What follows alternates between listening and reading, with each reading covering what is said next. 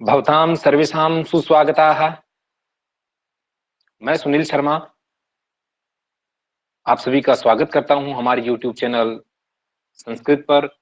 और हमारी जो टीचमेंट जो चैनल है वो है संस्कृत नाम से। हमारा ध्येय वाक्य है नास्ति विद्या समम चक्षुः।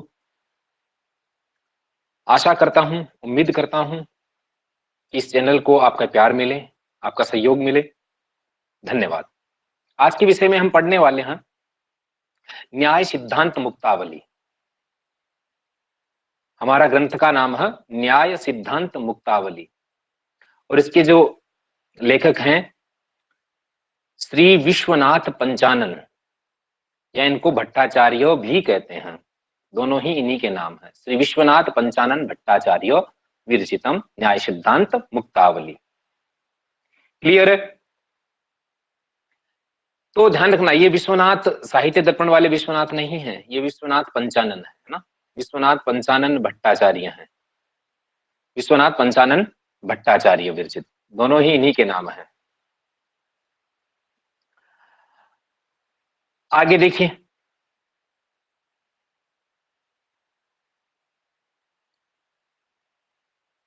और इसमें भी हम पढ़ने वाले हैं अनुमान खंड विशेषतः। क्यों? क्योंकि अनुमान खंड ही हमारे सिलेबस में जो 25 नंबर जो कोड संस्कृत का है उसमें केवल अनुमान खंड विषय में दिया गया है, यूजीसी की इकाई में है, और हेत्वाभाष। ये दो चीज हमें यहाँ से पढ़नी है। वैसे तो ग्रंथ बहुत ही महान ग्रंथ है कि कितना बड़ा ग्रंथ है, तो हमें केवल सिलेबस के हिसाब से चलना है और हमारा जो फोकस रहेगा वो केवल यही टारगेट रहेगा कि इसमें से जो मैं आपको पढ़ाऊंगा उससे बाहर कुछ नहीं होगा। ये पक्की बात है। आप उन कारिकाओं को, उन श्लोकों को बस याद रखें तो भी आपका काम जो है वो चल जाएगा। चलो शुरू करते हैं।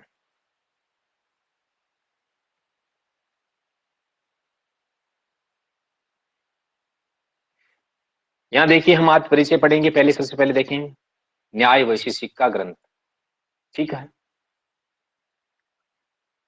ग्रंथ का नाम है न्याय सिद्धांत मुक्तावली और इसके लेखक हैं श्री विश्वनाथ पंचानन भट्टाचार्य विरचित है। वैसे मंगलाचरण पूछा तो नहीं गया, लेकिन फिर भी आप ध्यान में रखें, मंगलाचरण में दिया हुआ है चूड़ामणि कृत विधुर्वलयी कृत वासुकी भवो भवतु भव्याय लीला तांडव पंडितः। लीला तांडव पंडितः, भगवान शिव की स्तुति की गई है ना। आगे देखिए, ये जो न्याय सिद्धांत मुक्तावली ये जो ग्रंथ है श्री विश्वनाथ पंचानन भट्टाचार्य जी का, यह पहले कारिकावल्ली के नाम से था। मतलब एक हम ये कह सकते हैं कि, बात को समझना, यह अति संक्षिप्त था। क्या था? अति संक्षिप्त था ये जो कारिकावल्ली, कारिकावल्ली नाम से। देखो, कारिकावल्ली और भाषा परिच्छेद दोनों इसी के नाम है ना। न्याय सिद्धांत मुक्तावली पहले ये कारिकावल्ली थी।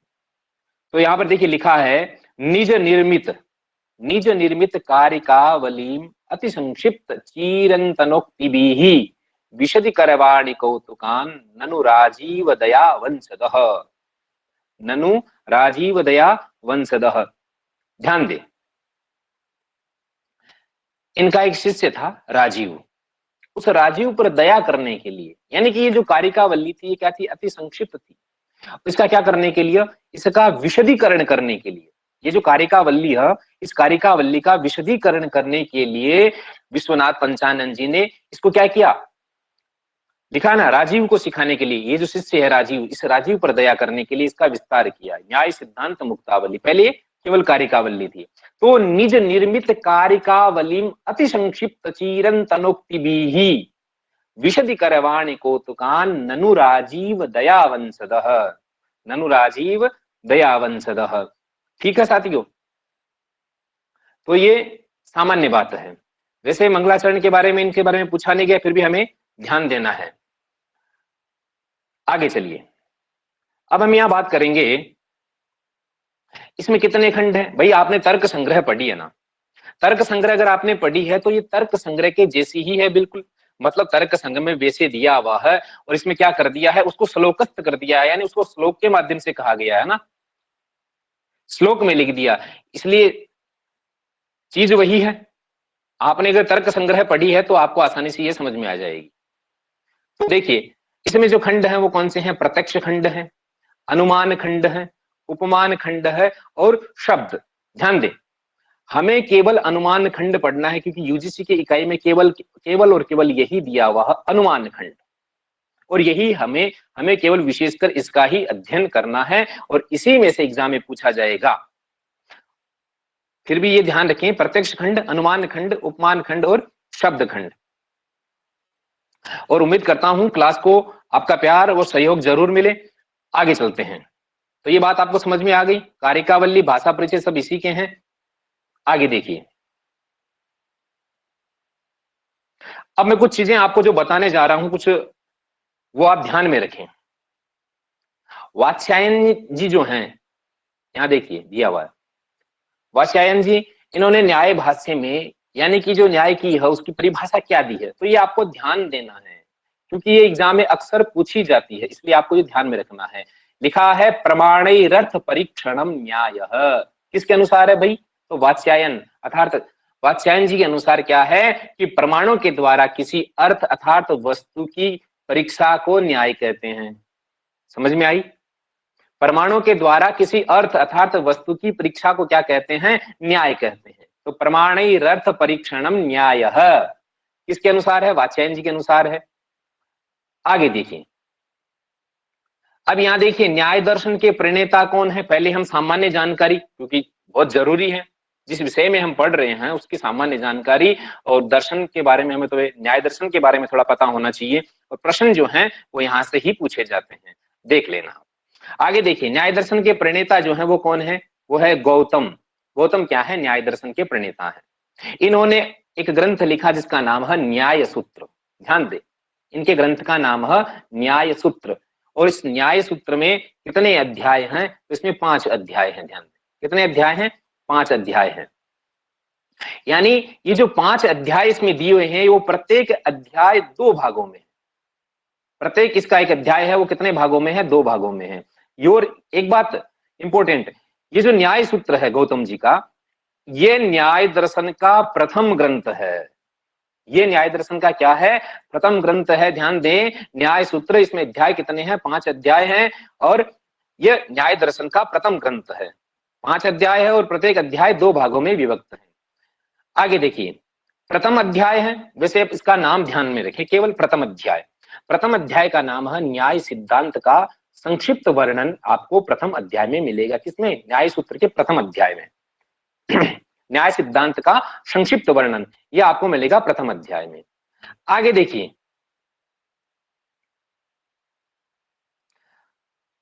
न्याय दर्शन के अनुसार प्रमाण कितने हैं भाई? तो ध्यान दें, न्याय दर्शन 4 प्रमाण मानता है, प्रत्यक्ष, उपमान, उपमान और शब्द। प्रत्यक्ष, अनुमान, उपमान और शब्द। ध्यान दें, ये न्याय दर्शन के अनुसार 4 प्रमाण हैं। इनमें से अनुमान प्रमाण को मुख्य माना इन्होंने, ठीक है अनुमान प्रमाण को इन्होंने मुख्य माना है। और इस, ये आपने पढ़ा होगा जब तर्क संग्रह में, उस अनुमान के 2 भेद हैं, जैसे स्वार्थानुमान और प्रार्थानुमान। प्रार्थानुमान को भी इसने मुख्य माना है। यानी देखिए, ध्यान दे, 4 प्रमाण है, प्रत्यक्ष, अनुमान, उपमान और शब्द। इसमें से अनुमान प्रमाण मुख्य है, ठीक है। अनुमान प्रमाण के भी 2 भेद हैं, स्वार्थानुमान और प्रार्थानुमान। उसमें भी प्रार्थानुमान को इन्होंने मुख्य माना है। क्लियर है? ये बात आपको समझ में आना चाहिए। आगे हम बात करते हैं वैशेषिक दर्शन के जो प्रवर्तक कौन हुए हैं। वैशेषिक दर्शन के तो वो है महर्षि कणाद, इनको आप उलूक भी कह सकते हैं और कणभुक भी इन्हीं का ही नाम है। तो ये वैशेषिक दर्शन के प्रवर्तक हुए हैं। और न्याय के प्रवर्तक गौतम, उन्होंने क्या लिखा था? न्याय सूत्र लिखा था, है ना। न्याय दर्शन का प्रथम ग्रंथ, उसमें 5 अध्याय थे, प्रत्येक अध्याय 2 भागों में विभक्त हैं। वैसे ही वैशेषिक दर्शन के प्रवर्तक हुए हैं महर्षि कणाद, इनको उलूक या कणभुक भी कह सकते हैं, और इनका जो दर्शन शास्त्र है उसको आप औलुक के दर्शन भी कह सकते हैं। औलुक के दर्शन भी इसी का ही अपर नाम है, ध्यान देना। आगे चलिए,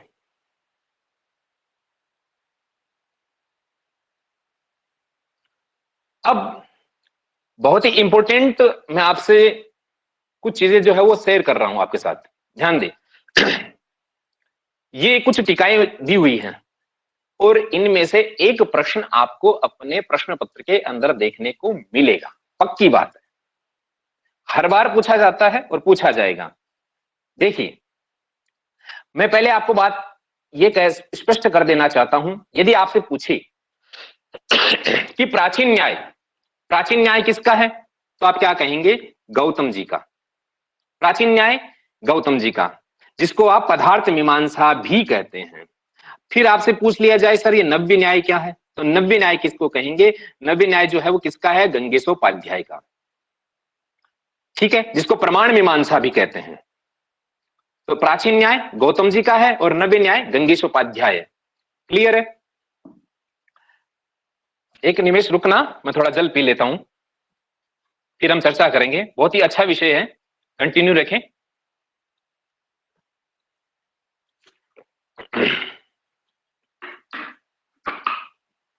हाँ, तो देखिए,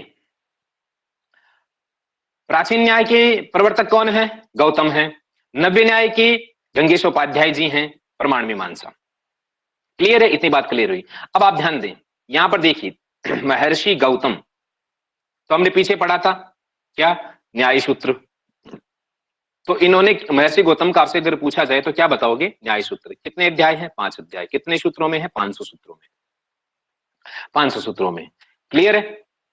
आगे देखिए, आगे हम देखिए, वात्स्यायन जी का नाम दिया हुआ है, वात्स्यायन जी, इन्होंने न्याय सूत्र पर भाष्य लिखा। देखिए, न्याय सूत्र किसका है? महर्षि गौतम जी का है। और वात्स्यायन जी ने ये जो न्याय सूत्र है गौतम जी का, इसके ऊपर क्या लिखा? भाष्य लिखा। क्या क्या लिखा? न्याय सूत्र भाष्य लिखा। और उसी में ये परिभाषा दी हुई है, मैंने शुरू में आपको परिभाषा बताई थी, प्रमाणैरर्थ परीक्षणम न्यायः। ये किसकी है? ये वात्स्यायन जी की है। तो ये हमें कहां मिलती है? न्याय सूत्र पर जो इन्होंने भाष्य लिखा है। किसने? वात्स्यायन जी ने। क्लियर है? तो इस पर थोड़ा ध्यान रखना है ना, क्योंकि यहां थोड़ा कंफ्यूजन रहेगी आपको। आगे देखिए, शब्दों को समझना है। आगे देखिए, उद्योतकर जी दिया हुआ है, उद्योतकर जी ने वात्स्यायन के भाष्य पर लिखी है। देखिए, महर्षि गौतम जी ने न्याय सूत्र लिखा, वात्स्यायन जी ने न्याय सूत्र पर भाष्य लिखा, फिर उद्योतकर जी ने वात्स्यायन के भाष्य पर न्याय वार्तिक टीका लिखी। कौन सी टीका लिखी है? न्याय वार्तिक टीका लिखी है। और किसने लिखी है? उद्योतकर जी ने लिखी है। और किसके भाष्य पर लिखी है? वात्स्यायन जी के भाष्य पर लिखी है। और वात्स्यायन जी ने क्या लिखा था? न्याय सूत्र पर भाष्य लिखा था। और न्याय सूत्र किसका है? गौतम जी का है। क्लियर है? ये आप ध्यान देना। आगे देखिए, वाचस्पति मिश्र जी हैं, इन्होंने, अब यहां आप कंफ्यूज हो सकते हो, आपको संदेह हो सकता है कि उद्योतकर जी ने वात्स्यायन के भाष्य पर क्या लिखी? न्याय वार्तिक टीका लिखी। जबकि वाचस्पति मिश्र जी की जो टीका लिखी है वो नाम है न्याय वार्तिक तात्पर्य टीका। न्याय वार्तिक तात्पर्य टीका। और न्याय वार्तिक टीका उद्योतकर जी ने, उद्योतकर जी, तो वाचस्पति मिश्र जी ने न्याय वार्तिक तात्पर्य टीका लिखी। क्लियर है? आगे देखिए, जयंत भट्ट जी हैं, जयंत भट्ट जी ने जो टीका लिखी उसका नाम है न्याय मंजरी। फिर उदयनाचार्य जी ने लिखी न्याय वार्तिक टीका पर परिशुद्धि टीका लिखी, जिसका नाम है न्याय पुष्पांजलि। न्याय पुष्पांजलि। नमस्कार जी, अच्छा महेश जी नमस्कार जी। अभी ध्यान हमारा थोड़ा सा पढ़ाने में है, तो आप भी,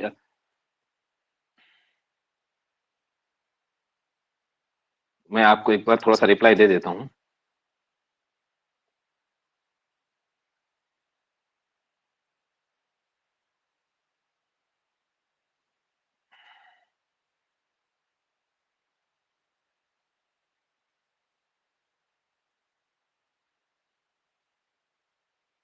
हाँ, आगे बढ़ते हैं।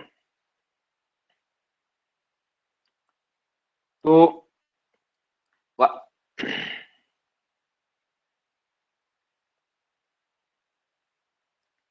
कहां पर थे हम? जयंत भट्ट जी ने न्याय मंजरी लिखी। क्लियर है? उदयनाचार्य जी ने न्याय वार्तिक तात्पर्य, न्याय वार्तिक टीका पर कौन सी टीका लिखी? परिशुद्धि टीका, परिशुद्धि टीका, जिसका नाम है न्याय पुष्पांजलि। न्याय पुष्पांजलि। गंगेशोपाध्याय जी की तत्व चिंतामणि, तत्व चिंतामणि किसकी है? गंगेशोपाध्याय जी। और गंगेशोपाध्याय जी कौन है? नव्य, अभी हमने बताया था नव्य न्याय, प्राचीन न्याय। तो गंगेशोपाध्याय जी की है तत्व चिंतामणि। अब ये देखिए, यहां पर देखिए, विश्वनाथ न्याय पंचानन जी, इनकी एक तो है न्याय सिद्धांत मुक्तावली भाषा परिच्छेद। ये तीनों एक ही हैं। वैसे इन्होंने पहले कारिकावल्ली लिखी थी, मैंने कहा था कि अपने शिष्य राजीव को उसका ज्ञान देने के लिए, है ना, उसको विस्तार से समझाने के लिए, उसका विशदीकरण करने के लिए, उसको विस्तृत करने के लिए इन्होंने फिर न्याय सिद्धांत मुक्तावली लिखी। और ये क्या है, श्लोक श्लोक में है, जैसे आपने तर्क संग्रह में पढ़ा था, है ना, उसी चीज को, उसी विषय को यहाँ पर क्या कर दिया गया, श्लोक के माध्यम से कहा गया है। ठीक है, आगे चलते हैं।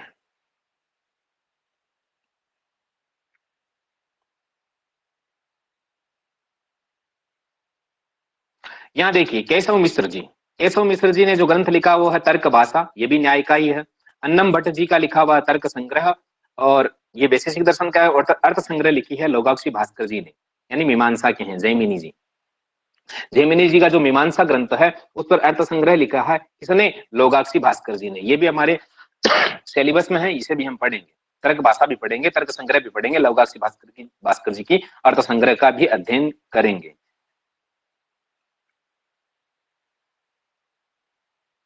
आगे चलिए।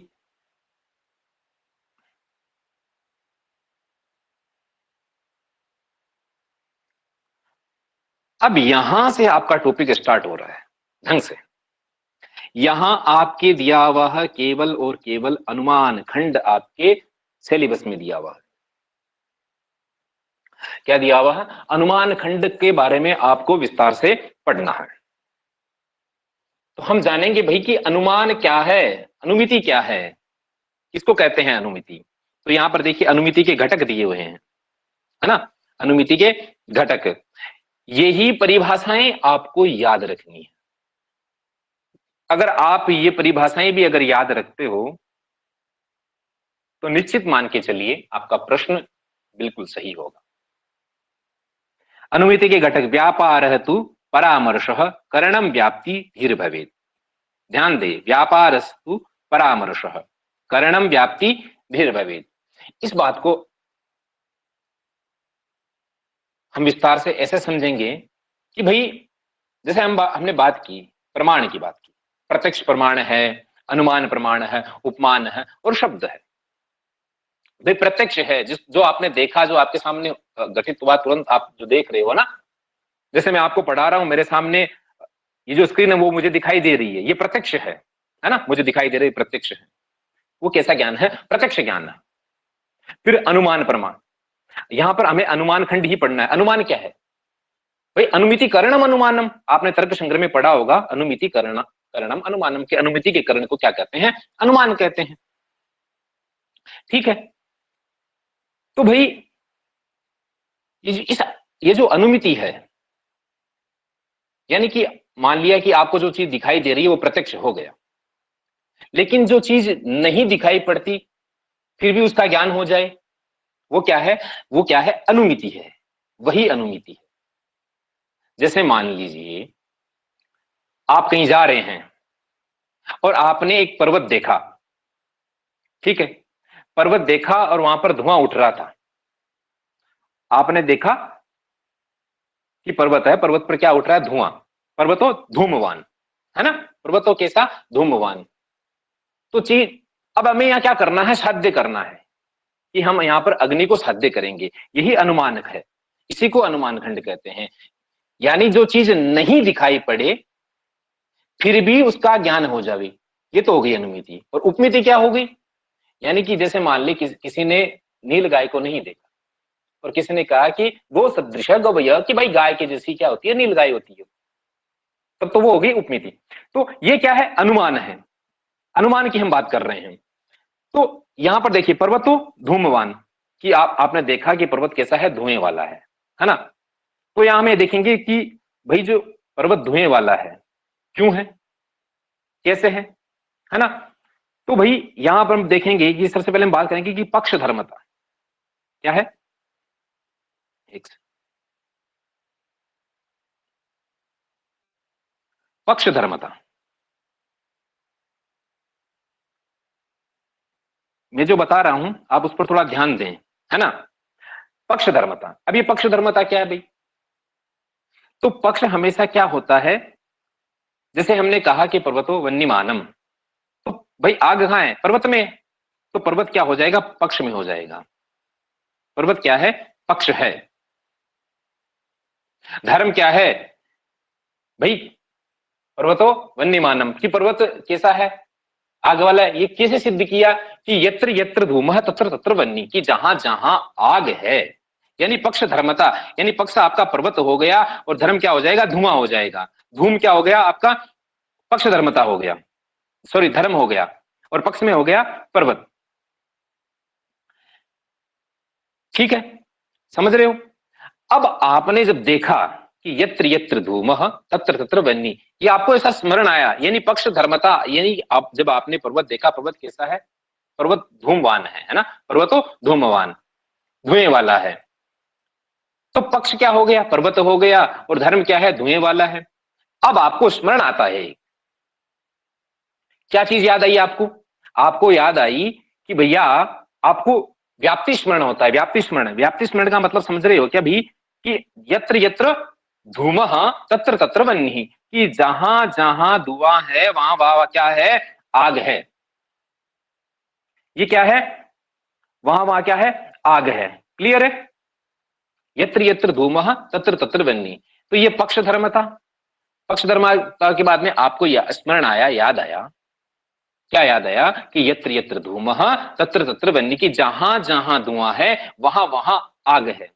इसको, ये जो स्मरण आया, इसको हम क्या कहेंगे? इसी को कहते हैं व्याप्ति स्मरण। इसको क्या कहेंगे? व्याप्ति स्मरण कहेंगे। हालांकि मैं आपको ये समझा रहा हूं, वैसे तो आपको ये कारिकाएं पढ़ सकते हैं, लेकिन फिर भी आप समझ लीजिए, व्याप्ति स्मरण हुआ आपको, है ना?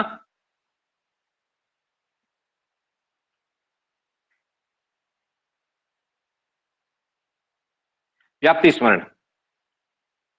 अब उस आपको जो व्याप्ति स्मरण हुआ है और आपने पक्ष में पर्वत देखा, धर्म उसका धुएं वाला था, तो ये आपको जो व्याप्ति स्मरण हुआ, तो उस, अब आपको क्या करना है? ये जो आपको व्याप्ति स्मरण हुआ है, उस व्याप्ति स्मरण को और उस पक्ष धर्मता, क्योंकि पर्वत के साथ धुएं वाला है, इसको मिलाना है। कि भाई हमने, कि जहां जहां धुआं होगा वहां वहां क्या होगी? आग होगी। क्योंकि आपने पहले देखा होगा, जैसे आपने किचन में देखा, रसोई घर में देखा, यथा मानसम, की जहां धुआं है वहां आग है। अब तो नहीं, लेकिन जब चूल्हे जलते थे तो वहां धुआं है, मतलब वहां आग है, ये निश्चित है। कि जहां धुआं रहेगा वहां आग होगी, वहां अग्नि होगी, ये निश्चित बात है। लेकिन ये जरूरी नहीं है कि जहां आग हो वहां धुआं हो। लेकिन यत्र यत्र धूमः तत्र तत्र वह्निः, कि जहां जहां धुआं है वहां वहां आग होगी। ये आपको व्याप्ति स्मरण आया, यानी आपने पहले उस अग्नि में धुआं देखा है ना? चूल्हे में देखा होगा, है ना? किचन में।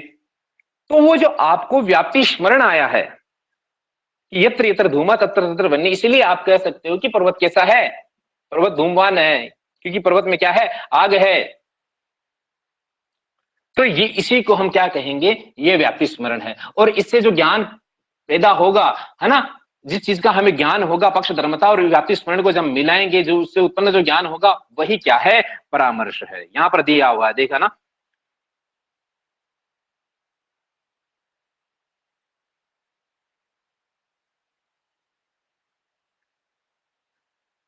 ये जो परामर्श है, ये परामर्श क्या है? तो ये इतनी प्रोसेस होने के बाद जो ज्ञान हुआ वो है परामर्श।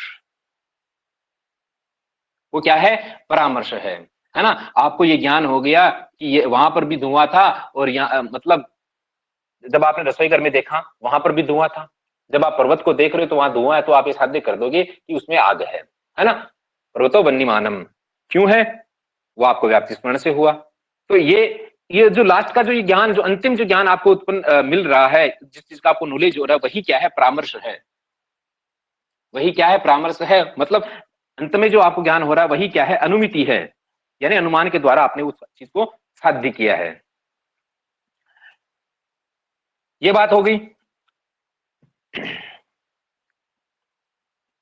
एक निमिष।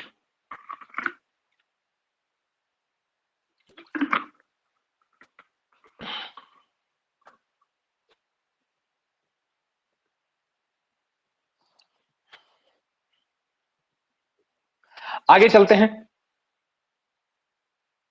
तो ये बात आपको समझ में आई कि व्यापारस्तु परामर्श करणम व्याप्ति धीर भवेत। करणम व्याप्ति धीर भवेत। व्यापारस्तु परामर्शः करणम व्याप्ति धीर भवेत्।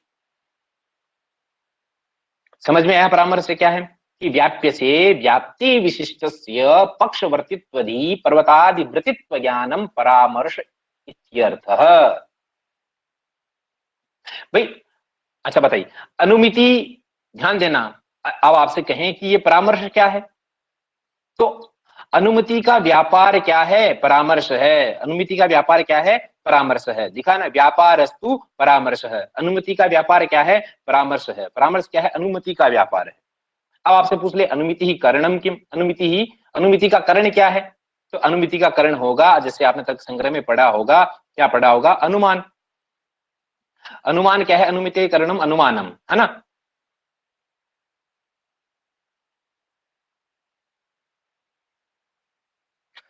अब करण का वहां पर भी दिया हुआ है, साधक तमम करणम, है ना। तो ये भैया अनुमिति प्रमाण, इसे अनुमिति के व्यापार को क्या कहेंगे, परामर्श कहेंगे। ये बात आपको समझ में आई। और अनुमिति करण को अनुमान कहेंगे। लेकिन ध्यान दें, यदि अनुमिति का जो करण है वो अनुमान है, वो वहां पर दिया हुआ है। न्याय सिद्धांत मुक्तावली में अगर आपसे से अगर प्रश्न ऐसा पूछा जाए, अनुमिते है करणम किम, अनुमिते है करणम किम, तो वहां पर ये प्रश्न, यहाँ वहां पर जो आपका आंसर होगा वो ये होगा, व्याप्ति धीर भवेत्। अगर ऑप्शन में ये दिया हुआ है तो समझ लेना कि वो न्याय सिद्धांत मुक्तावली से पूछा गया है, तो है ना। तो अनुमिते है करणम किम, तो व्याप्ति धीर भवेत्। क्लियर है। तो ये है आपका व्यापारस्तु परामर्शः करणम व्याप्ति धीर भवेत्। इस पंक्ति को आप याद रखें, है ना। बाकी बात आप नहीं याद रखें तो भी ठीक है।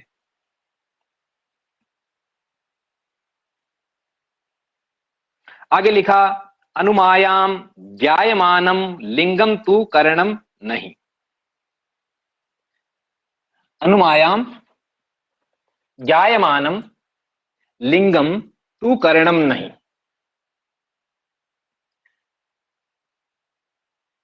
यानी कि भाई कुछ प्राचीन आचार्य हैं, उन्होंने ये बात मानी है कि व्याप्य के रूप में ज्ञायमान लिंग ही अनुमिति का हेतु होता है।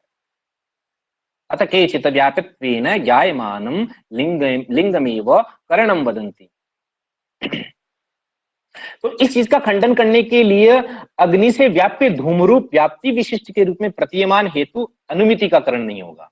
क्यों? क्योंकि इस प्रकार से अनागत, यह लिखा है ना, अनागतादि लिंगेन न स्याद् अनुमिति तदा, अनागतादि लिंगेन न स्याद् अनुमिति तदा।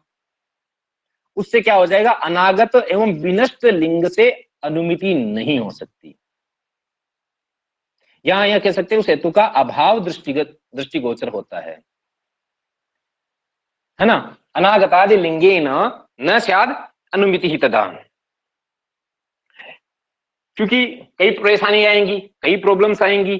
अनागतादि यानी जो हुआ ही नहीं है, अनागतादि यानी भविष्य में है, अनागतादि लिंगेन है, तो उसका फिर कैसे कर सकते हैं आप अनुमिति से, स्याद् अनुमिति ही तदा। तो ये बात है। आगे हम बात करते हैं। अब आपको ये पूछा जाए कि परामर्श किसे कहते हैं, परामर्श है, तो ध्यान दें, परामर्श क्या है, व्याप्य से पक्षवर्तित्व दिहि परामर्श उच्यते। ये लाइन आप याद रखें।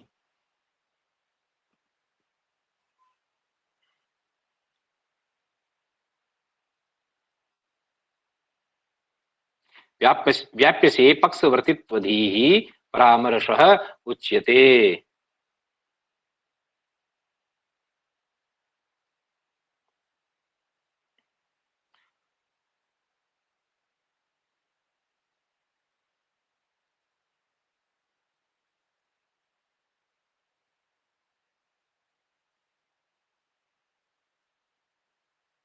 अब यहां देखिए, परामर्श क्या है, व्याप्य से पक्षवर्तित्व दिहि परामर्श उच्यते, ये बात हो गई। अब यहां पर देखिए, पूर्व पक्ष व्याप्ति ही क्या है, पूर्व पक्ष व्याप्ति।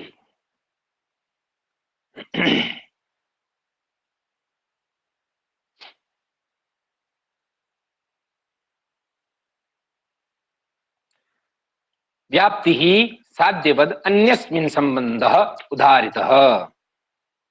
व्याप्ति ही साध्यवद अन्यस्मिन्,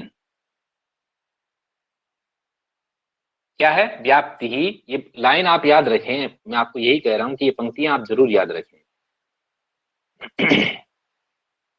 व्याप्ति ही साध्यवद अन्यस्मिन् संबंधः उदाहरितः।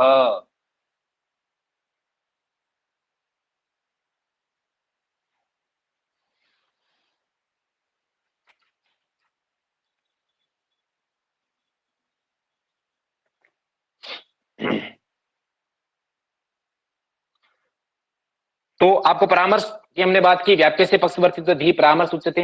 पूर्व पक्ष की बात कर रहे हैं, व्याप्ति ही साध्यवद अन्यस्मिन् संबंधः उदाहरितः। समझना, परामर्श आपको अगर समझ में आया है तो ये भी आपको समझ में आ जाएगा। एक बार फिर से देख लेना परामर्श को। मैं कह रहा हूं कि आपसे पूछा जा सकता है व्याप्य से पक्षवर्तित्व ही परामर्श उच्यते। व्याप्य से पक्षवर्तित्व ही परामर्श यानी व्याप्ति विशिष्ट पक्ष धर्मता ज्ञानम परामर्श है, ऐसा आपने तर्क संग्रह में पढ़ा होगा, है ना। और यहां पर क्या दिया हुआ है, व्याप्य से पक्षवर्तित्व ही परामर्श उच्यते, और वहां पर व्याप्ति विशिष्ट पक्ष धर्मता ज्ञानम परामर्श। यानी आपने कैसे कहा कि भाई हमने पर्वत देखा, तो पर्वत में जो हेतु है वो क्या है, धूमत्वात, क्योंकि वहां आग है। क्यों है, क्योंकि धूमत्वात है, भाई धुआं है इसलिए वहां पर आग है। इसीलिए देखिए परामर्श में आपको एक ध्यान दें, यहां पर देखिए हेतु,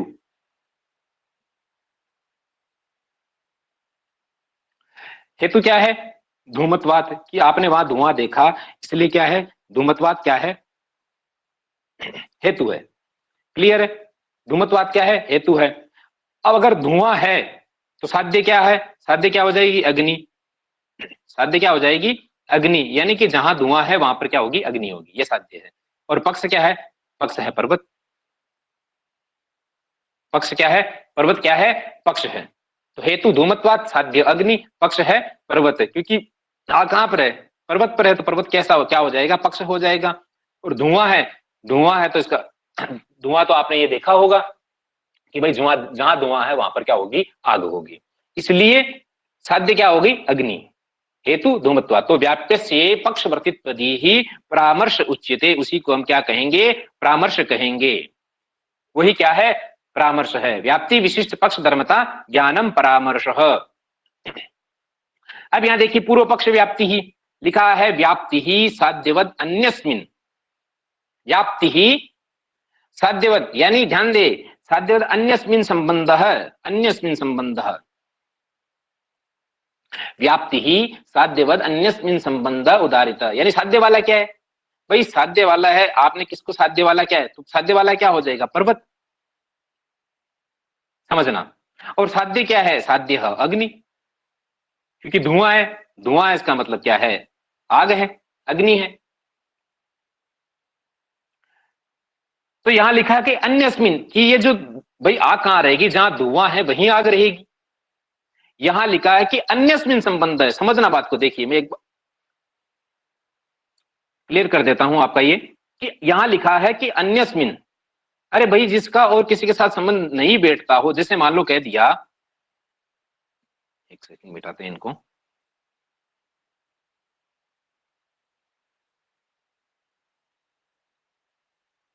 हाँ लिखा है अन्यस्मिन संबंध है, भाई साध्य वाला पर्वत है, साध्य अग्नि है, ठीक है। तो भाई यहां कहा कि अन्यस्मिन संबंध है, जिसका कहीं और कहीं संबंध ही नहीं हो। जैसे मान लीजिए सरोवर है, ये कहती कि सरोवर में अग्नि, तो कैसे होगी, नहीं होगी, यानी अन्य, यानी सरोवर में धुएं का कोई संबंध नहीं है, मतलब ही नहीं है कोई। तो वो क्या है, वो है पूर्व पक्ष, वो क्या है, पूर्व पक्ष व्याप्ति है, उसको हम क्या कहेंगे, पूर्व पक्ष व्याप्ति कहेंगे। आगे लिखा है सिद्धांत व्याप्ति। ये सिद्धांत व्याप्ति क्या है, लिखा है साध्येन हेतु रेखाधिकरण्यम व्याप्ति रुच्यते, साध्येन हेतु रेखाधिकरण्यम व्याप्ति रुच्यते। लाइन याद रखिए, सिद्धांत व्याप्ति साध्येन हेतु रेखाधिकरण्यम व्याप्ति रुच्यते, अथवा हेतुमन्निष्ठ विरहा अप्रतियोगिना साध्येन हेतोरेकाधिकरण्यम व्याप्तिरुच्यते। है ना, वो क्या है, वो सिद्धांत व्याप्ति है, उसको हम क्या कहेंगे, सिद्धांत व्याप्ति कहेंगे।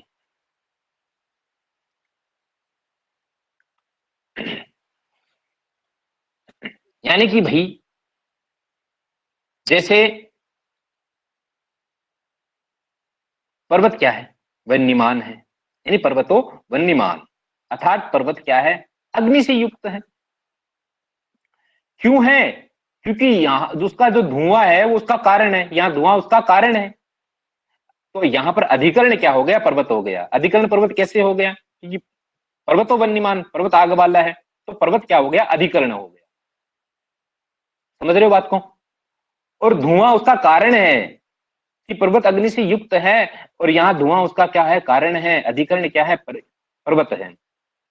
प्रतियोगी घट है, अभाव क्या है, घटा भाव है, और वन्य क्या है, साध्य है। क्योंकि जहां धुआं धुआं है इसका मतलब अग्नि है, तो वन्य साध्य है। इसी अग्नि के साथ धुएं के कारण समान, मतलब बिल्कुल समान अधिकरण हो रहा है यहाँ पर। तो समानाधिकरण होने से यहाँ व्याप्ति है, यहाँ क्या है, ये सिद्धांत व्याप्ति है। हेतुमनिष्ट विरहा अप्रतियोगिना साध्येन हेतोरेकाधिकरण्यम व्याप्ति रुच्यते। भाई पर्वतो वन्यमान, तो मैंने कहा कि पर्वतो वन्यमान अर्थात पर्वत अग्नि से युक्त है। इत्यत्र हेतु क्या है, धूमः तद अधिकरणम महानशम पर्वत आदि तद वृत्तिर भावो घट अभावादि तत् प्रतियोगिना घटादि अप्रतियोगिना वन्य। वन्य क्या है, साध्य। तेन साध्येन वन्यना हेतोर धूमस्य समानाधिकरण्यम, बिल्कुल समानाधिकरण, पर्वत महानस आदि इत्यादि। सेयम व्याप्ति रुच्यते, ये क्या है, व्याप्ति है। ये क्या है, सिद्धांत व्याप्ति है। हेत्वधिकरण वृत्ति भावा प्रति योगी साध्य सामानाधिकरण्यम व्याप्ति रीति लक्षणम निष्पद्यते। आगे देखिए, तो ये बात आपको समझ में आना चाहिए, ये पंक्ति आपको याद होनी चाहिए। एक बार फिर से देख लेना, दोहरान करते हैं एक बार फिर से। परामर्श क्या है, व्याप्य से पक्ष वर्तित्वधि ही परामर्श उच्यते। पूर्व पक्ष व्याप्ति क्या है, व्याप्ति ही साध्यवद अन्यस्मिन् संबंध उदाहरित है, जिसका किसी और के साथ संबंध बैठता ही नहीं हो। जैसे कह दिया है कि भाई सरोवर में आग, तो कोई संबंध ही नहीं है, मतलब ही नहीं है कोई। फिर देखिए सिद्धांत व्याप्ति, अथवा हेतुमनिष्ट विरहा अप्रतियोगिना साध्येन हेतु रेखाधिकरण्यम व्याप्ति रुच्यते।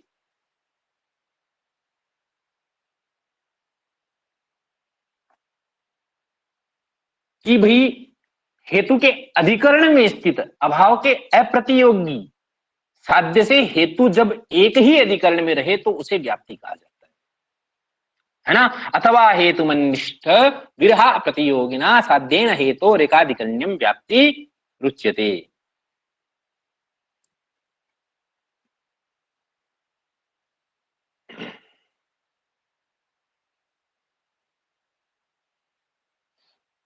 आगे चलिए, अब है पक्षधर्मता। क्या है, पक्षधर्मता। तो भाई ये पक्षधर्मता क्या है, तो लिखा है सिसाद ईसया शून्या सिद्धि यत्र न विद्यते स पक्ष तत्र वृत्तित्व ज्ञानात् अनुमितिर भवे। समझना क्या लिखा है, सिसाद ईस्या शून्या सिद्धि यत्र न विद्यते।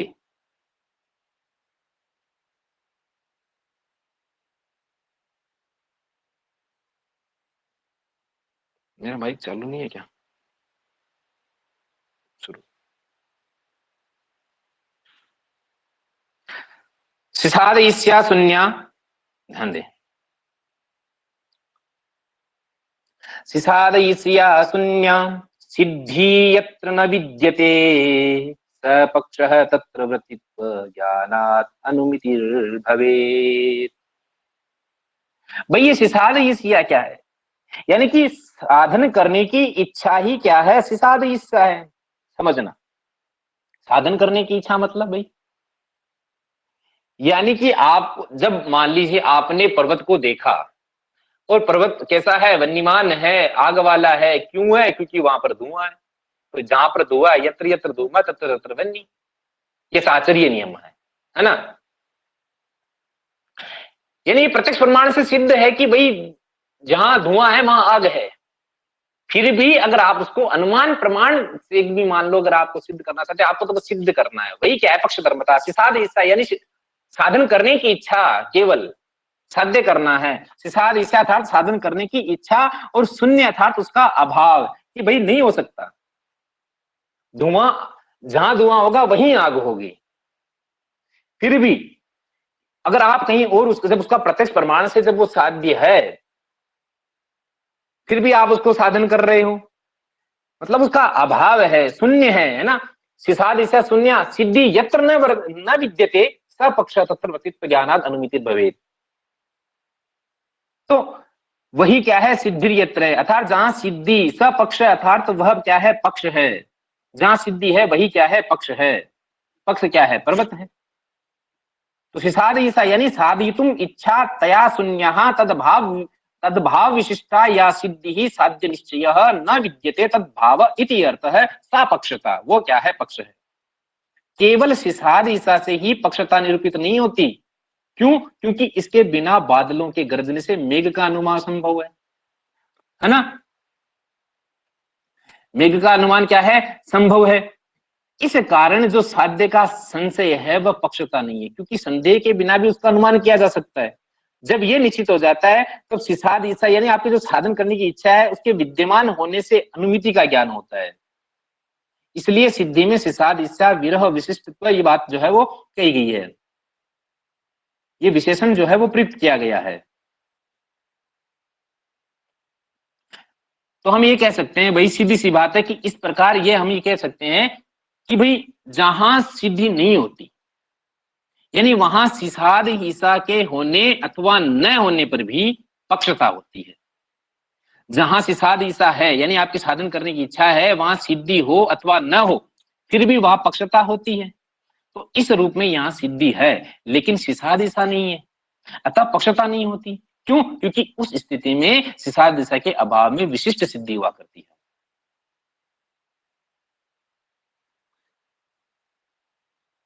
तो ये क्या है, यानी अनुमान के अंतर्गत परामर्श व्याप्ति आदि का निरूपण करने के बाद न्याय सिद्धांत मुक्तावली में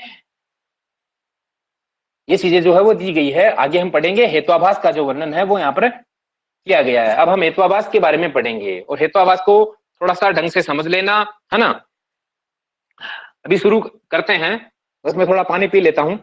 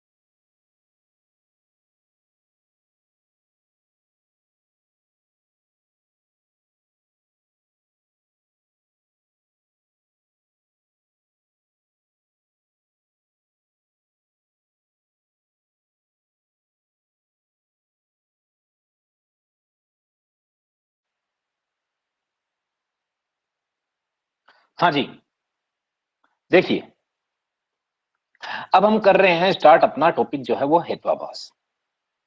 पीछे जो आपको बताया वो चीजें आपको याद रखनी है ना। उन पंक्तियों को आप याद रखें। उसके बाद हम अगली स्लाइड पर आ रहे हैं हेत्वाभास पर।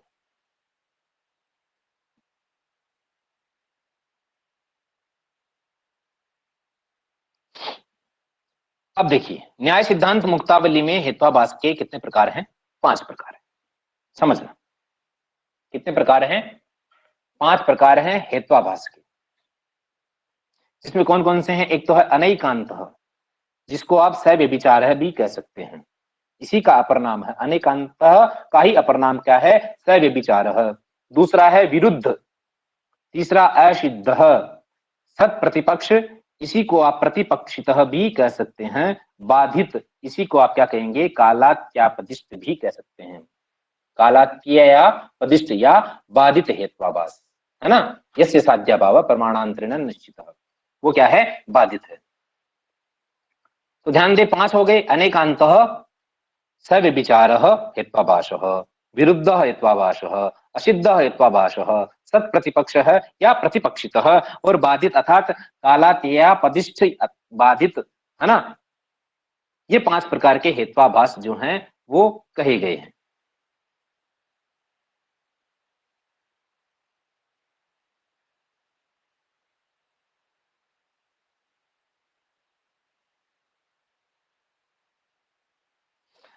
अब आ जाइए, सबसे पहले हम बात करते हैं अनेकांत हेत्वाभास। यानी जो अनेकांत हेत्वाभास है यहां पर दिया हुआ है, जिसको हम कहते हैं सव्यभिचारः, सव्यभिचारः अनेकांत हेत्वाभास। अद्यः साधारणस्तु स्यात् साधारण को परः तथैव अनुपसंहारी त्रिधा अनेकांतिको भवेत। कि ये जो भाई अनेकांत हेत्वाभास है, यानी सव्यभिचार जो हेत्वाभास है, यह साधारण असाधारण अनुपसंहारी के भेद से 3 प्रकार का होता है। साधारण, असाधारण और अनुपसंहारी अनेकांत हेत्वाभास के ये 3 प्रकार है। साधारण अनेकांत है, असाधारण अनेकांत है और अनुपसंहारी अनेकांत है। ठीक है, तो साधारण अनेकांत अब हम पढ़ेंगे कि सबसे पहले साधारण अनेकांत, यानी भैया ये साधारण अनेकांत क्या है, किसको कहते हैं साधारण अनेकांत। तो लिखा है, यह सपक्षे विपक्षे च भवेत् साधारणस्तु स। ध्यान दे, ये पंक्ति आप ऐसे के ऐसे याद रखे, यह सपक्षे विपक्षे च भवेत् साधारणस्तु स। यह सपक्षे विपक्षे च भवेत् साधारणस्तु स। अरे भाई, जो सपक्ष में भी हो और विपक्ष में भी हो, वो क्या है, वो है साधारण। समझ रहे हो बात को? देखिए, ऐसे समझिए, जैसे मान लो मैं आपको कुछ उदाहरण देता हूं। जैसे है कि शब्दों, इसी के उदाहरण है, शब्दों नित्यः, शब्दों नित्यः प्रमेयत्वात्, प्रमेयत्वात्, है ना, शब्दों नित्यः प्रमेयत्वात् या पर्वतो वन्यमान प्रमेयत्वात्। समझ रहे हो बात को? यहां समझना, हेत्वाभास क्या है भाई, मैं आपको आपकी कंफ्यूजन जो है वो आप अभी दूर कर देता हूं। हेत्वाभास यानी कि भाई जो यथार्थ ज्ञान नहीं है, यानी हेतु के जैसे आभास हो रहा है, हेतु है। जैसे शब्दों नित्य है प्रमेयत्वात्, यानी शब्द क्या है, शब्द भाई नित्य है, शब्द नित्य है। और सिद्ध क्या करना है, आपको नित्यत्व सिद्ध करना है ना, कि शब्दों नित्य है प्रमेयत्वात्, शब्द नित्य है, क्यों, क्योंकि वो प्रमेय है। तो ये क्या है, हेतु है नहीं, लेकिन हेतु जैसा आभास होता है। पर्वतो वन्यमान, क्यों, क्योंकि प्रमेयत्वात्, पर्वतो वन्यमान प्रमेयत्वात्। यानी पर्वत में आपको अगर आग दिखाई पड़ी तो अनुमान, यानी आपको क्या हो जाए, यानी कि शब्द क्या है, नित्य है। तो मैंने, आप ये ध्यान दे, यहाँ के क्या लिखा है कि सपक्ष विपक्ष, यह सपक्षे विपक्षे च भवेत् साधारण तुष पक्ष। अब आपको यहाँ पर पहली बात तो ये ध्यान देना है कि भाई पक्ष क्या है और सपक्ष क्या है। पक्ष और सपक्ष यानी ये जो क्या है, ये अनुमान का आधार है। भाई पक्ष क्या हो गया, यहाँ पर पक्ष क्या हो गया, शब्द क्या है, पक्ष है। शब्द क्या है, पक्ष है। अब साध्य क्या करेंगे, नित्यत्व साध्य करेंगे, है ना, शब्दों नित्य है प्रमेयत्वात्। तो यहाँ पर हेतु जैसा आभास हो रहा है, यानी ये हेतु, इसीलिए क्या है, हेत्वाभास है, यानी यथार्थ ज्ञान नहीं है बिल्कुल, है ना, यथार्थ ज्ञान नहीं है, हेत्वाभास, हेतु के जैसा आभास हो रहा है ना। पर्वतो वन्यमान प्रमेयत्वात्, तो ये क्या है, हेतु है। तो यहाँ पक्ष क्या है, पक्ष है शब्द, शब्दों नित्य है प्रमेयत्वात्, पक्ष है शब्द, और सिद्ध क्या करना है, यानी साध्य क्या है, नित्यत्व है। वैसे ही पक्ष क्या है, पक्ष और ये जो पक्ष है ये क्या होता है, अनुमान का आधार है ना। यानी आग आपको कहाँ दिखाई पड़ी, आग तो आपको पर्वत में ही तो दिखाई दे रही है ना, पर्वत में ही तो आग दिखाई पड़ी, तो ये अनुमान का आधार है। पक्ष, पक्ष क्या हो जाएगा, पर्वत हो जाएगा, है ना। अब सपक्ष क्या है भाई, यानी सपक्ष, जैसे आपने मान लो जहां कहीं आग देखिए, सपक्ष हम काम में लेते हैं किसी कोई उदाहरण पेश करने के लिए। देखिए समझिए, ये चीज आप अगर समझ लोगे ना तो ये टॉपिक आपको बिल्कुल आसानी से समझ में आ जाएगा। हेतुआभास का आपको कॉन्सेप्ट एकदम क्लियर हो जाएगा। भाई एक है पक्ष, ठीक है, एक है सपक्ष, पक्ष और सपक्ष, और एक है विपक्ष। क्लियर है? पक्ष, सपक्ष और विपक्ष, ये क्या है? ये अनुमान का आधार है। भाई पक्ष क्या है? अनुमान, अनुमान का आधार। यानी पर्वत में आपने आग देखी तो पक्ष क्या है? पर्वत क्या है? पक्ष है। जैसे शब्दों नित्य प्रमेयत्वात्, शब्द नित्य है ना? तो शब्द क्या है? नित्य है। और साध्य क्या है? नित्यत्व है ना? तो पक्ष क्या है? शब्द है। और वैसे पक्ष क्या है? पर्वत है। तो पक्ष और सपक्ष क्या है? अनुमान के आधार हैं। फिर आपने बात की, ये तो हो गया पक्ष। अब सपक्ष क्या है? तो सपक्ष यानी कि आपने पर्वत देखा, पर्वत में आपने धुआं देखा, इसलिए आपने कहा कि भाई जहां जहां धुआं है वहां वहां आग है। क्यों है? इसके लिए आप जब एक उदाहरण पेश करोगे यथा मानसम, कि भाई जैसे रसोई घर में आपने चूल्हा जलते हुए कहीं देखा तो वहां धुआं, जहां आपने धुआं देखा वहां पे आग देखी, इसलिए आपको ये व्याप्ति स्मरण आया कि जहां धुआं रहेगा भाई साहब वहां पर क्या होगी? अग्नि होगी, वहां पर आग होगी। यानी यथा महानशम, या आपने जो उदाहरण यहाँ पर बात की है ना, वो क्या है? सपक्ष में हो जाएगा। और विपक्ष क्या है? विपक्ष क्या है? ये ऐसा साध्य है जो कभी दिखाई नहीं पड़ेगा, ये विपक्ष है। जैसे मान लो विपक्ष यानी कि भाई जो धुआं है वो आग में ही रहेगा, यानी जहां धुआं वहीं आग होगी। ये बात तो हो गई। यथा महानसम, भाई ये सपक्ष हो गया। फिर विपक्ष यानी किसी साध्य कभी दिखाई नहीं पड़ता है। जैसे भाई मान लो मैंने कह दिया कि सरोवर, तो सरोवर में आग होती है क्या? बताइए, सरोवर में आग होती है? नहीं होती है। जहां पर साध्य कभी दिखाई नहीं पड़ता वो क्या है? विपक्ष है। तो ये पक्ष, सपक्ष और विपक्ष का कॉन्सेप्ट आपको क्लियर हो जाना चाहिए। क्लियर है? तो यहां पर यही हमने इतना समझाने के लिए थोड़ा सा डेफिनेशन दे दी है। तो साधारण अनेकांत की हम बात कर रहे थे, है ना? साधारण अनेकांत, तो यह सपक्षे विपक्षे च भवेत् साधारण है तो स, अरे भाई जो सपक्ष में है ना, पक्ष में है, भवेत् साधारण है तू, वो क्या है? साधारण नाम का अनेकांत है।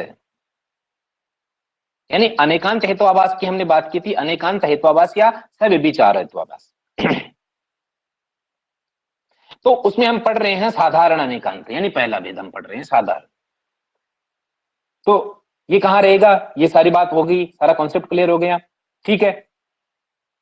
मैंने आपको उदाहरण बताया था कि शब्दों नित्य है प्रमेयत्वात्, तर्क भाषा में ऐसा मिलता है, और तर्क संग्रह में भी दिया हुआ है कि पर्वतो वन्यमान प्रमेयत्वात्, यानी जो हेतु तो नहीं है लेकिन हेतु जैसा आभास हो रहा है। भाई हेतुआभास, पर्वत में आग है, क्यों है? क्योंकि पर्वत प्रमेय है, मतलब जानने योग्य है पर्वत। आगे बात करते हैं असाधारण अनेकांत की बात। लिखा है यह तू उभयम स्माद्व्यावृतः सत्व साधारणो मतः, यह तू उभयम स्माद्व्यावृतः सत्व साधारणो मतः, यह तू उभयम स्माद्व्यावृतः सत्व साधारणो मतः, वो क्या है? असाधारण अनेकांत है, यानी उभय दोनों को व्यावृत करके। यह तू उभयम स्माद्व्यावृतः सत्व साधारणो मतः है, यानी कि भैया सपक्ष, अभी हमने पढ़ा था, अभी सपक्ष और विपक्ष पढ़ा था ना, तो ये सपक्ष और विपक्ष उसमें नहीं होगा, ये असाधारण। हाँ, सपक्ष में भी नहीं है और विपक्ष में भी नहीं, ये क्या है? असाधारण। ये तो उभयम अस्माद्व्यावृत सत्व साधारणो असाधारण मतो, ये क्या है? असाधारण है। जैसे मान लो भाई पृथ्वी, एक उदाहरण देता हूं, पृथ्वी नित्य गंधत्वात्, गंधत्वात्, पृथ्वी नित्य, क्यों? क्योंकि गंधत्वात्। आपने जब तर्क संग्रह पढ़ी थी तो तर्क संग्रह में आपने पृथ्वी का लक्षण इस प्रकार पढ़ा था कि तत्र गंधवती पृथ्वी, तत्र गंधवती पृथ्वी की गंध जो है वो कहां रहेगी? वो गंध जो है वो पृथ्वी में ही रहेगी। पृथ्वी से इतर किसी भी चीज में गंध नहीं है। यदि किसी चीज में अगर गंध आ भी रही है तो वो पृथ्वी की वजह से ही आ रही है ना। जल में मान लो अगर आपको गंध आ रही है तो वो पृथ्वी के ही किसी मिट्टी की वजह से, है ना, उसके कण की वजह से, यानी एन के एन प्रकार है ना, वो पृथ्वी ही गंध जो है वो केवल पृथ्वी में ही रहेगी, पृथ्वी से इतर गंध नहीं है। पृथ्वी नित्य, क्यों? गंधत्वात्। तो गंध पृथ्वी से इतर कहीं नहीं है। वैसे ही एक उदाहरण जैसे मान लो शब्दों नित्य है, शब्द क्या है? नित्य है, क्यों? शब्दत्वात्। तो ये केवल पक्ष मात्र। पृथ्वी नित्य गंधत्वात्, शब्दों नित्य शब्दत्वात्। तो ये आपका हो गया असाधारण अनेकांत नाम का हेत्वाभास। यतु उभयम अस्माद् व्यावृत्तः सत्व साधारणो मतः। और साधारण अनेकांत आपने पढ़ा, यह सपक्षे विपक्षे च भवेत् साधारण है तु स। यानी जो सपक्ष में भी है और विपक्ष में भी है वो क्या है? साधारण अनेकांत है। और असाधारण अनेकांत यतु उभयम उभयत अस्माद् व्यावृत्तः सत्व साधारणो मतः, वो क्या है? असाधारण अनेकांत है। आगे देखिए, यहां पर दिया हुआ तीसरा अनुपसंहारी अनेकांत। अनुपसंहारी अनेकांत, तो ये आप ध्यान रखें, तथैवा अनुपसंहारी केवलान्वयी पक्षकः, तथैवानुपसंहारी केवलान्वयी पक्षक। क्या कहा? केवल, केवल और केवल क्या? अन्वय। यानी कि भैया तर्क संग्रह में आपने पढ़ा होगा कि अन्वय व्यतिरेक दोनों प्रकार के दृष्टांत से रहित। अन्वय व्यतिरेक क्या होता है? वो दोनों प्रकार के दृष्टांत से रहित होता है। वो क्या है? वो अनुपसंहारी है ना। वो क्या है? वो अनुपसंहारी है। तथैवानुपसंहारी केवलान्वयी पक्षक है। यानी भाई आपने पढ़े अन्वय और व्यतिरेक। अन्वय आपने पढ़ा कि यत्र यत्र धूमः तत्र तत्र वह्निः। फिर व्यतिरेक यानी आप ऐसे भी तो कह सकते हैं कि जहां जहां आग नहीं है, तो मतलब उल्टा भी विपक्ष में आप कैसे कह सकते हैं। तो यानी कि कहा कि अन्वय तथैवा अनुपसंहारी केवलान्वयी पक्षक है ना। वो अनुपसंहारी यानी अन्वय व्यतिरेक दोनों प्रकार के दृष्टांत से रहित होगा। अन्वय और व्यतिरेक दोनों प्रकार के दृष्टांत से रहित होगा। समझ रहे हो मेरी बात को? तर्क संग्रह में हमने पढ़ा था कि अन्वय व्यतिरेक दोनों प्रकार के दृष्टांत से रहित है, वो क्या है? अनुपसंहारी है। उसी को हम क्या कहेंगे? अनुपसंहारी कहेंगे। यहां पर दो उदाहरण, यहां पर देखिए, ये केवलान्वयी पक्ष का ये दिया हुआ है ना। केवलान्वयी पक्ष का है, यानी आप जो न्याय सिद्धांत मुक्तावली पढ़ रहे हैं उसमें केवलान्वयी पक्ष का है दिया हुआ है। जैसे मान लो सर्वम अविधेयम प्रमेयत्वात्, सर्वम अविधेयम प्रमेयत्वात्, कि भाई सब कुछ कहने योग्य है। क्यों? क्योंकि सब कुछ प्रमेय है। तथा तथैव अनुपसंहारी केवलान्वयी व्यतिरेक, है ना। तो ये क्यों? क्योंकि भाई यत्र यत्र प्रमेयत्वम तत्र तत्र अविधेयत्वम। क्लियर है? आगे हम बात करेंगे विरुद्ध हेत्वाभास की। लेकिन आपको ये परिभाषाएं केवल याद रखें, एक बार फिर से देख लेते हैं। भाई अनेकांत हेत्वाभास है जिसको हम सव्यभिचारी कहते हैं। ये अनेकांत हेत्वाभास साधारण असाधारण अनुपसंहारी के भेद से तीन प्रकार का हो गया। क्लियर है? इसमें हम साधारण अनेकांत पढ़ रहे हैं, तो साधारण अनेकांत क्या है? यह सपक्षे विपक्षे च भवेत् साधारण है तुष। फिर असाधारण अनेकांत है यत्तु उभयम अस्माद् व्यावृत्तः सत्व साधारणो मतः, यत्तु उभयम अस्माद् व्यावृत्तः सत्व साधारणो मतः। फिर अनुपसंहारी अनेकांत तथैवानुपसंहारी केवलान्वयी पक्षकः, केवलान्वयी पक्षकः है। अब हम बात करेंगे विरुद्ध हेत्वाभास की।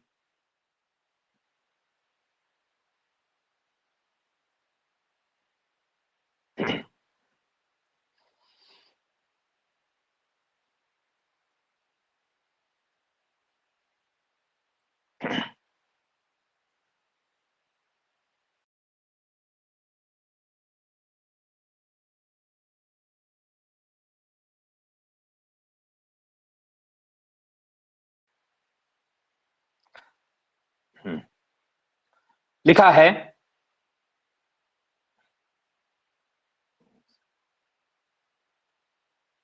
विरुद्ध हेत्वाभास। लिखा है यह साध्यवती नैवास्ति स विरुद्ध उदाहरितः, यह साध्यवती। नैवास्ति स विरुद्ध उदाहरित। भाई मान लो, समझ रहे हो, ये बात तो आपको याद रखनी है। यह साध्यवती नैवास्ति स विरुद्ध उदाहरित, विरुद्ध हेत्वाभास की ये लाइन तो आपको याद रखनी है। मैं आपको समझा रहा हूं कि भाई जैसे मान लो कह दिया शब्दों नित्य कृतकृत्वात्, मैं लिख देता हूं।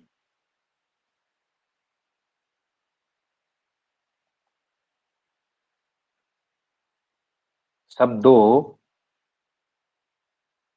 नित्य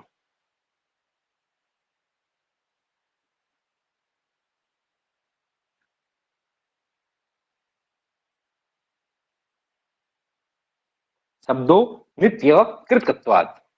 शब्द नित्य है, क्यों है? शब्द क्या है? नित्य क्यों है? क्योंकि वो क्या है? कृतक है, अर्थात कृत्रिम है, बनावटी है। तो यहाँ पक्ष क्या है? पक्ष क्या है? शब्द है। और साध्य क्या है? नित्यता। नित्य क्या है? साध्य है। और कृतकृत का जो ये है कृतकृता, ये क्या है? हेतु है। कृतकता क्या है? यहाँ पर हेतु है। शब्द क्या है? पक्ष है। साध्य क्या है? नित्य है। और कृतकता क्या है? हेतु है। क्यों? क्योंकि वो बनावटी है, बना। तो शब्द नित्य कृतकत्वात्, ये आपका क्या है? विरुद्ध हेत्वाभास।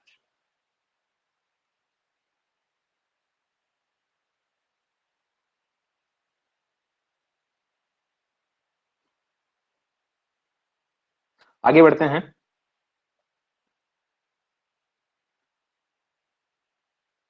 मैं जो कॉन्सेप्ट आपको पढ़ा रहा हूं, ध्यान देना, इससे बाहर आपकी यूजीसी नेट की जो आपकी एग्जाम होगी और न्याय सिद्धांत मुक्तावली के अंदर से अगर आपको पूछा जाएगा तो वो इस क्लास के बाहर नहीं होगा। क्योंकि जो टॉपिक है उसको सारा, जो संपूर्ण जो टॉपिक है न्याय सिद्धांत मुक्तावली का, वो समेटा गया है। और आप पीछे के प्रश्न पत्र को उठाकर भी देख लेना एक बार, तो आपको समझ में आ जाएगा। तो विरुद्ध हेत्वाभास की हम बात कर रहे हैं, इसलिए थोड़ा सा ध्यान दे लेना। ये परिभाषाएं आपको याद होनी चाहिए। यह साध्यवती नैवास्ति स विरुद्ध उदाहरित और अनुपसंहारी की जितने भी हमने पढ़े हैं उन सबकी परिभाषा आपको याद होनी चाहिए, फिर भी काम हो जाएगा। तो यह साध्यवती नैवास्ति स विरुद्ध उदाहरित। अब हम आगे बढ़ते हैं और हम बात करेंगे अगले हेत्वाभास की।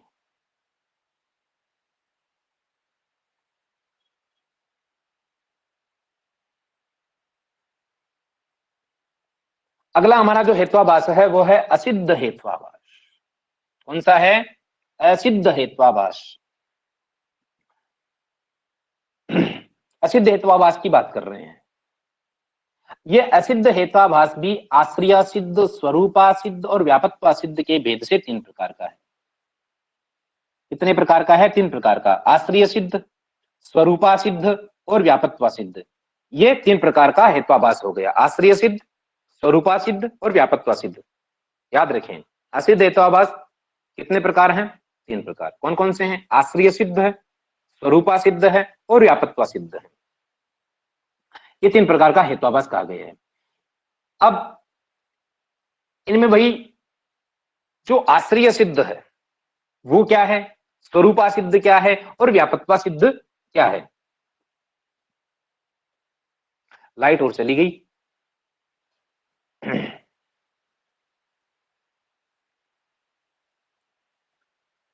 एक निमेष रुकना।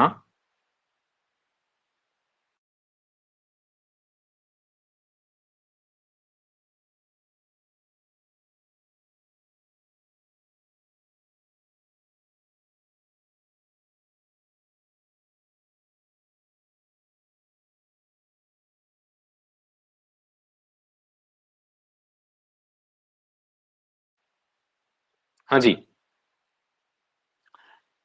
ये भाई हम बात कर रहे हैं कि ये आश्रय सिद्ध क्या है, किसको कहते हैं आश्रय सिद्ध? ये देखिए, आश्रय सिद्ध लिखा है पक्षा सिद्धि यत्र पक्षो भवेन मणिमयो गिरि। ये उदाहरण यहाँ पर दिया हुआ है न्याय सिद्धांत मुक्तावली में। आश्रय सिद्ध क्या है? पक्षा सिद्धि यत्र पक्षो भवेन मणिमयो गिरि, भवेन मणिमयो गिरी ही, ये उदाहरण हमें देखने को मिलता है यहां पर। और तर्क संग्रह में भी है, जैसे आपने पढ़ा होगा गगनार विंदम सुरभि, क्यों? क्योंकि अरविंदत्वात्। तो ये क्या है? आश्रय सिद्ध है। क्यों भाई आश्रय सिद्ध क्यों? समझना बात को। आश्रय सिद्ध किसको कहते हैं? पहले तो ये समझो आप कि भाई जहां हेतु के आश्रय पक्ष का नितांत अभाव हो, भाई है ही नहीं, बिल्कुल अभाव हो। जैसे कह दिया कि अभी मैंने उदाहरण बताया कि आपको गगनार विंदम सुरभि,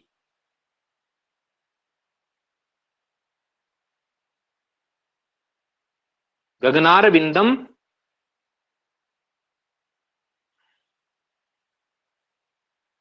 गगनार विंदम सुरभि,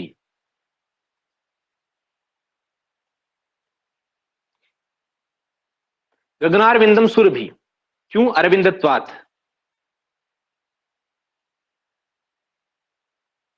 है ना? डेस कर रहा हूं मैं आगे। तो गगनार विंदम सुरभि, ये उदाहरण दिया हुआ है।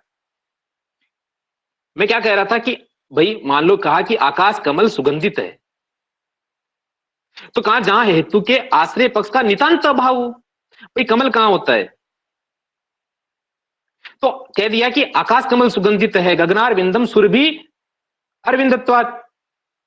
तो भाई क्योंकि कमलत्व है, जैसे कि सरोवर में कमल में होता है, क्योंकि आकाश कमल सुगंधित है, क्यों है? क्योंकि इसमें क्या है? कमलत्व है। क्यों? कि जैसे कि सरोवर के कमलों में होता है, आपने सरोवर के कमलों में, तो यहां आकाश कमल पक्ष है, यहां आकाश क्या है? कमल पक्ष है, क्योंकि उसमें सुगंधि की सत्ता सिद्ध करनी है, परंतु आकाश कमल का नितांत अभाव है भाई।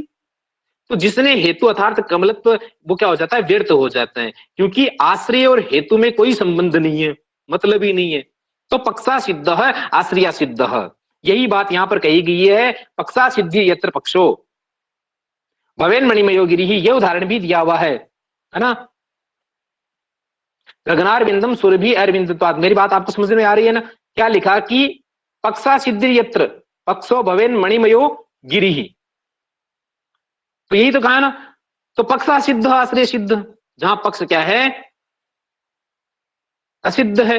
अरे भाई कोई संबंध ही नहीं है, क्योंकि आश्रय और हेतु में कोई संबंध ही नहीं हो रहा, इसलिए वो क्या है? आश्रय सिद्ध है। उसके हम बात करते हैं, अगला हमारा है स्वरूपा सिद्ध। असिद्ध हेत्वाभास का ही अगला पढ़ रहे हैं हम, कौन सा? स्वरूपा सिद्धि। ये हमारा है स्वरूपा सिद्धि या स्वरूपा सिद्ध। यहां क्या दिया? विधो द्रव्यम धूमत्वाद अत्र असिधि रथा परा, विधो द्रव्यम धूमत्वाद।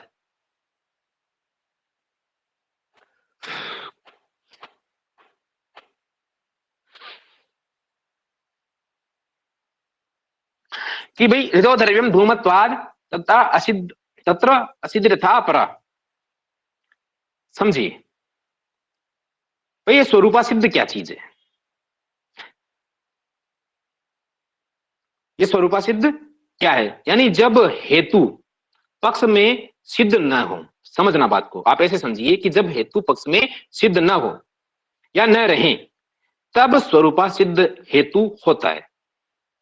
यानी मेरे कहने का मतलब है कि जहां पक्ष की विद्यमानता होते हुए भी जिसके विरुद्ध हेतु दिया जाता है, वो क्या है? स्वरूपा सिद्ध हेत्वाभास कहलाता है।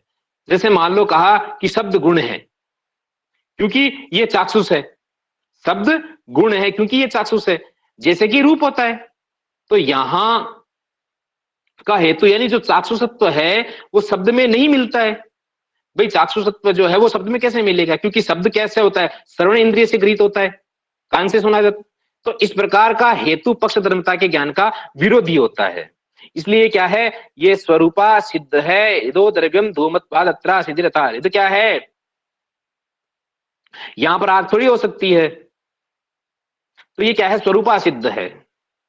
जैसे शब्द गुण है क्योंकि ये चाक्षुष है, जैसे कि रूप होता है, तो यहाँ का हेतु चाक्षुत्व शब्द जो है वो शब्द में नहीं मिलता। क्यों नहीं मिलता है? क्योंकि वो आप जानते हैं कि श्रवण इंद्रिय से गृहीत होता है। तो इस प्रकार का हेतु पक्ष धर्मता के ज्ञान का विरोधी होता है। स्वरूपेण वा सिद्ध स्वरूपा सिद्ध, वही क्या है? स्वरूपा सिद्ध है ना? शब्द गुण चाक्षुषत्वात् रूपवत। आगे हम बात करेंगे व्यापत्वा सिद्धि की, बात करेंगे व्यापत्वा सिद्ध क्या है। क्या पढ़ेंगे? व्यापत्व सिद्ध क्या है? तो लिखा है विरुद्ध सॉरी व्यापत्वा सिद्धिरपरा नील धूमादिके भवेत, ये उदाहरण दिया हुआ है। व्यापत्वा सिद्धि अपरा, समझिए कि जिस हेतु में कोई उपाधि है ना, अगर वो मिलती है तो वही क्या है? व्यापत्वा सिद्ध है। वही क्या है? व्यापत्वा सिद्ध। जैसे एक उदाहरण में आपको समझाता हूं, तर्क भाषा में देखिए लिखा है कि स श्यामः, कि वह क्या है? श्याम है। क्यों? मैत्री तनयत्वात्, तो वह श्याम है क्योंकि वह मैत्री का बेटा है। स सह श्यामः, सह श्यामः, वह श्याम है। क्यों? क्योंकि वो क्या है? मैत्री तनयत्वात् है, भाई मैत्री का बेटा है। मैत्री तनयत्वात्, ठीक है, समझ लेना। तो वह श्याम है क्योंकि वो मैत्री का बेटा है। तो ये क्या है? ये व्यापत्व सिद्ध है। ऐसा हमें तर्क भाषा में मिलता है ना। यानी कि भैया हेतु और साध्य के बीच होने वाली व्याप्ति असिद्ध रहती है। उपाधि साध्य को तो व्याप्त करती है किंतु हेतु को तो वह व्यक्त नहीं कर पाती है। तो जैसे पर्वत धूमवान है क्योंकि वह अग्नि से युक्त, और यहाँ अग्नियुक्त होना हेतु है। तो यहाँ क्या है? उपाधि है, आंध्र ईंधन का संयोग है। तो सोपाधि को हेतु व्यापत्वा सिद्ध, उसको हम व्यापत्वा सिद्ध कहते हैं, सोपाधि को।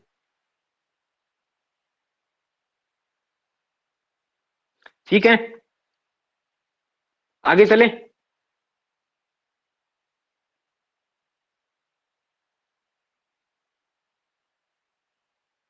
इनको मिटा देते हैं।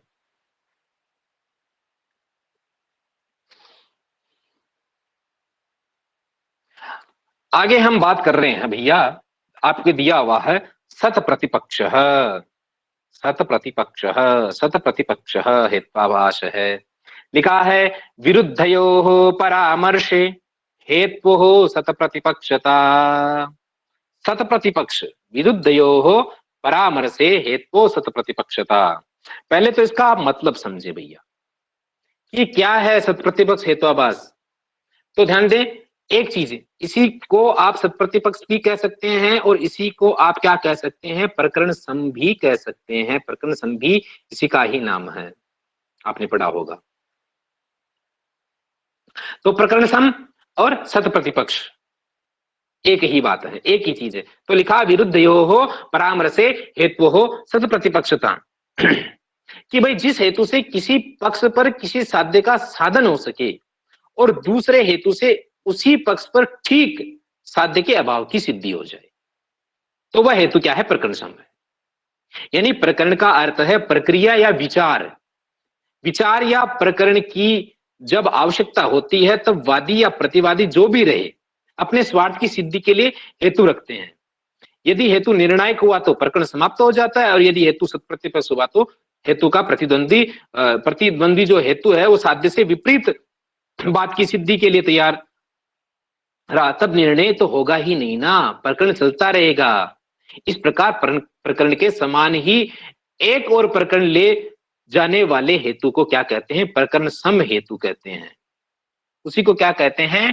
प्रकरण सम कहते हैं। भाई सीधी सी बात आप ऐसे समझिए, लिखा है कि विरुद्ध यो परामर्शे हेतु हो सत प्रतिपक्षता, यानी विरुद्ध दो हेतुओं का परामर्श हो जाए। विरुद्ध क्या है? विरुद्ध दो हेतुओं का परामर्श हो जाए, यही क्या है? प्रकरण सम है, यही क्या है? सत्य प्रतिपक्ष है। यानी दो हेतुओं वाला, समझे बात को, विरुद्धयोः परामर्शे हेत्वोः, हेत्वोः यानी दो हेतु वाला, दो हेतुओं वाला प्रकरण सम यानी जहां समझिए कि साधन हेतु की क्या हो जाए? समानता हो जाए। यहां दो उदाहरण आपको मिल सकते हैं, एक न्यायिक के मत से भी मिलता है और एक व्याकरण के हिसाब से भी आपको मिलता है। जैसे मान लीजिए, ये मिटा देता हूं लेकिन आप यह याद रखें, तो विरुद्ध यो परामर्श हेतु सत प्रतिपक्षता, ये बात हुई। तो यहां मैं उदाहरण की बात कर रहा हूं, शब्द अनित्य कृतकत्वात्, शब्द सॉरी अनित्य, शब्द अनित्य, शब्द अनित्य, शब्द अनित्य कृतकत्वात्, कृत कृतत्वात् शब्द ये हमें न्यायिक की मत से, क्योंकि न्यायिक लोग क्या करते हैं, व्यवहार अर्थात चिंतन उसी के हिसाब से कहते हैं। तो शब्द अनित्य कृतत्वात्, शब्द अनित्य क्यों? क्योंकि वो कृत्रिम है, वो बनावटी है। शब्द अनित्य कृतत्वात्। फिर व्याकरणाचार्य इसी बात को कहते हैं, क्या कहते हैं? वो कहते हैं कि शब्द नित्य, शब्द शब्द क्या है भाई, शब्द शब्द क्या है? नित्य है। क्यों है नित्य? तो लिखा कि श्रावणत्वात्, शब्द है नित्य है श्रवण तत्व। तो यहां साधन हेतु की क्या हो रही है? समानता हो रही है, यानी विरुद्ध क्या है? दो हेतुओं का परामर्श हो जाए, या यूं कहें कि दो हेतुओं वाला है, तो वो क्या है? सत प्रतिपक्ष है, वही क्या है? प्रकरण सम है। विरुद्ध यो परामर्शे हेतु हो सत प्रतिपक्षता, विरुद्ध यो परामर्शे हेतु हो सत प्रतिपक्षता। आई बात समझ में? सत प्रतिपक्ष क्या है? ये आपके कंफ्यूजन जो है वो दूर हो जानी चाहिए। सत प्रतिपक्ष क्या है? विरुद्ध यो परामर्शे हेतु हो सत प्रतिपक्षता, विरुद्ध यो परामर्शे हेतु हो सत प्रतिपक्षता, यानी विरुद्ध दो हेतुओं का परामर्श हो जाए, दो हेतुओं वाला। शब्द अनित्य कृतत्वात्, ये न्यायिक कहते हैं, और शब्द नित्य श्रावणत्वात्, यानी साधन हेतु की समानता ही क्या है? सत प्रतिपक्ष हेत्वाभास है। क्योंकि तब निर्णय नहीं होगा, प्रकरण चलता रहेगा। इस प्रकार प्रकरण के समान ही एक और प्रकरण ले जाने वाले हेतु को प्रकरण सम हेतु कहते हैं, है ना? अभी मैंने कहा कि शब्द नित्य है क्योंकि ये श्रवण इंद्रिय श्रवणीय है। इस प्रकार शब्द अनित्य है क्योंकि ये कृतक है। तो नित्य धर्म का मिलना सत्प्रतिपक्ष हेतु है, क्योंकि एक दूसरे हेतु से साध्य भाव की सिद्धि होती है। विरुद्ध हेतु साध्य भाव की सिद्धि स्वयं ही करता है, जबकि सत्प्रतिपक्ष हेतु साध्य भाव की सिद्धि एक दूसरे हेतु से कराता है। साध्य भाव साधकम हेतुअनंतरम यस्य विद्यते स सत्प्रतिपक्ष, उसको सत्प्रतिपक्ष कहते हैं। साध्य भाव साधकम हेतुअनंतरम यस्य विद्यते स सत्प्रतिपक्ष, है ना? आगे हम बात करेंगे बाधित हेत्वाभास की, और हमारा ये जो टॉपिक है वो खत्म होने के लगभग समाप्ति की ओर है।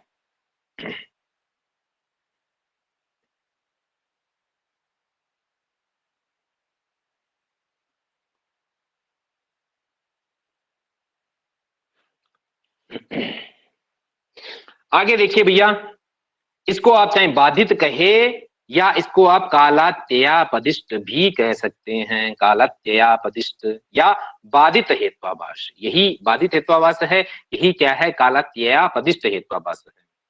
क्या लिखा है?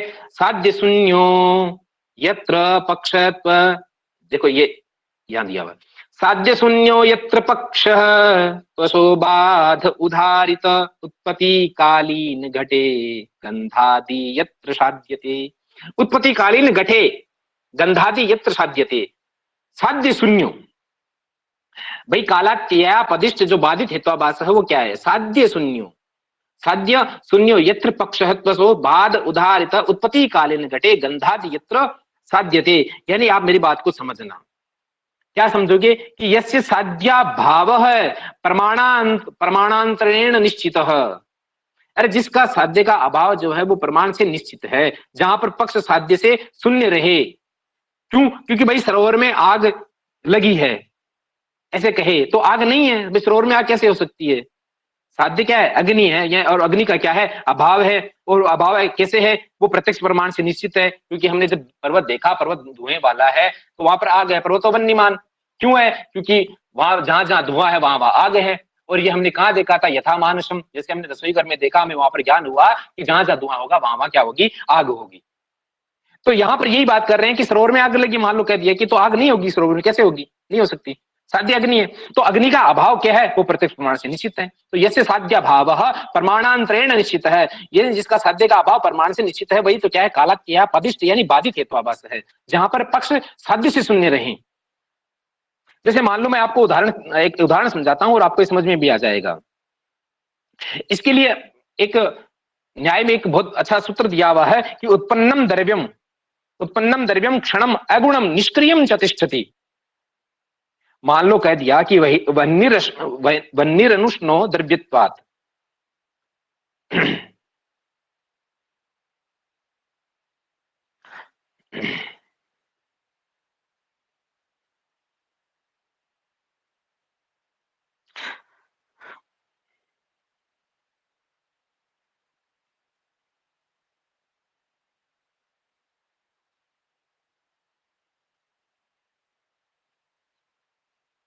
समझना बात को। ये क्या है? वन्नीर अनुष्णो। भाई आग में ठंड हो सकती है क्या? नहीं हो सकती। कैसे साध्य करोगी?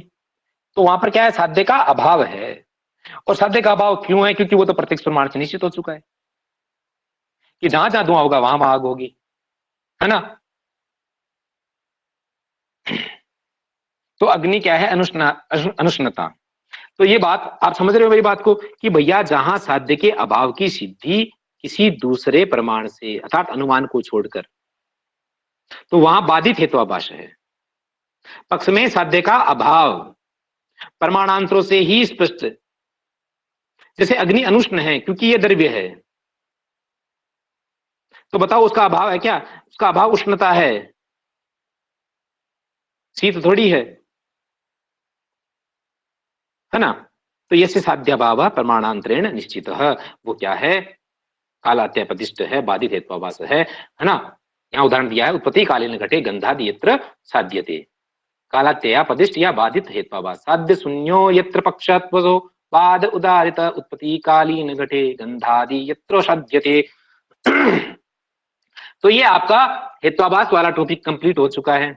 फिर भी आप सारी व्याख्याएं नहीं याद रखें तो भी ये कारिकाएं जो है वो आप याद रखें, श्लोक आप याद रखें, साध्य शून्यो यत्र पक्षत्व, है ना, तब भी आपका काम हो जाएगा।